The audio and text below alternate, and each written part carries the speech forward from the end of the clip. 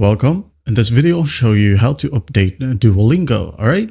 If you're using the web version, you don't have to update Duolingo as it just updates automatically. Now, what we're going to do on our phone when using Duolingo, right here, we have the app. All right. Whether you're using an iOS or Android, the steps are similar.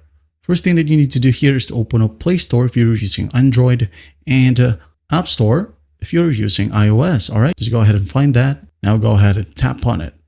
Now, once you're in here, as you can see, we have our search bar or search function. Just go ahead and tap on it.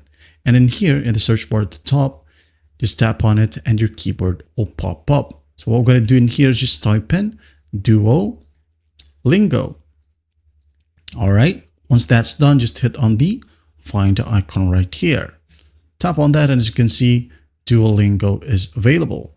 If you have an update button right here, well, that means that your app needs an update. If not, you can just go ahead and use it freely, all right? No need for an update. Now, if you do have the update button right here, just go ahead and tap on it and wait for it to finish.